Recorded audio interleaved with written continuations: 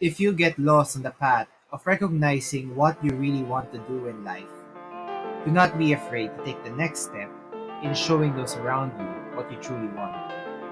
It is good to be proud of what you enjoy, as you will find newer connections and opportunities. I am Matt Canonizado, a returning player of the PPTL, and this is my player spotlight.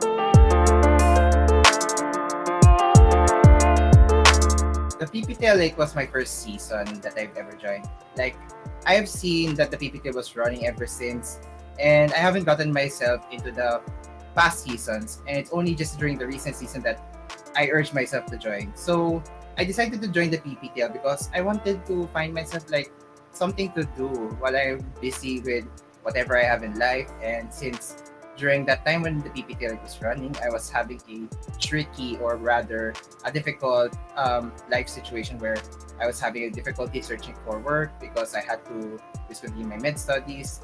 So with that, just to have at least some relief from the struggles that I had in life back then, I decided to join the PPTL because I also had a competitive side in Pokemon, and I've been playing VGC casually ever since the Sword and Shield VGC seasons. So that's when I started joining the PPTL, which was last season.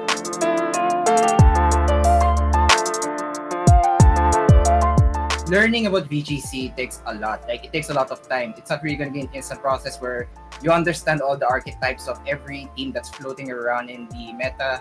So what I do to at least address these metas or at least use these metas is that I take a certain archetype that I've seen being successful or something that is strong, and then the way I strategize myself to use this team is that I usually see if there's a niche that can be placed there, how do I make the smart plays there, and sometimes I do take the gamble where I sometimes try to make a 50-50 play that would either go succeed or either that would fail. So that's usually one of my top strategies where I really take the 50-50 gamble in doing a good play so that I could just see the end result if it goes in my favor or if I just make myself look like a fool there.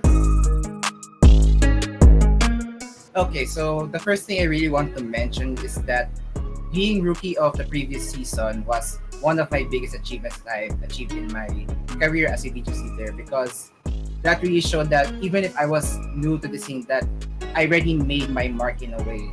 Like, even if I'm someone that isn't well known or someone that's just a casual who just entered the PPTL for the very first time, I already made my mark, showing that I am this kind of player and that I'm some kind of like underdog and that I have already proven myself that I can do this particular feat. And going to my other particular achievements, winning the Volume 2 VG side event of the PCG event was also another achievement I'm proud of because that's where I showed that I could at least win a tournament. That like even if I try or if I just have fun. But mainly the way I see it is that I mainly have fun first because I don't want to take my games too seriously, which is why I see these achievements as a way of where I wanted to have fun na rin so that I could enjoy the game that I like and of course meet the players, meet the friends, and of course think of how I can improve in like future matches and against those that I haven't won against in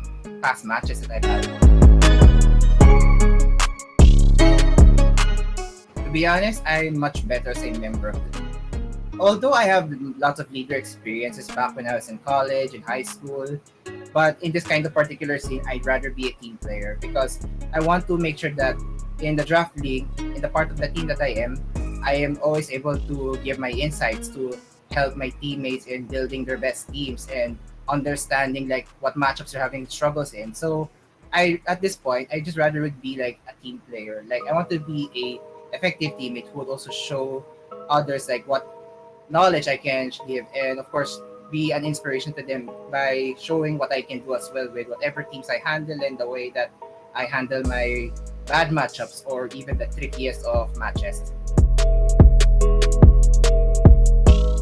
Okay, so speaking from experience, so if you really want to get into the PPTL or in Pokemon competitive in general, you just have to first see it as something like a fun hobby. Like, don't take it as like a very, very serious commitment where you have to at least, or where you have to show so much effort, or at least show what you call this like full dedication that would actually tire you off. Because I'll be honest with you, being a BGC player can be tiring sometimes and also can be a little bit stressful because there are times where matchups won't go in your favor because of a certain RNG that takes place. If a crit that doesn't, they call it, if a crit doesn't knock out the opposing Pokemon, or if, like, let's say, a specific move or a crucial turn where your turn doesn't go in your favor. So when it comes to advice to beginners, I'd really like to say just take it. Like, go for it. Have fun.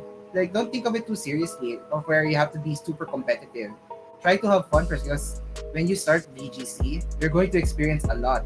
You're going to see different archetypes, different teams, different compositions, and it's not going to be an easy way. Like, you really have to learn a lot. VGC takes a lot of learning. So if you're going to start off in VGC, learn to have fun first, and eventually you'll already get there to the point where you know almost everything and that you're confident to take another level of competitive playing.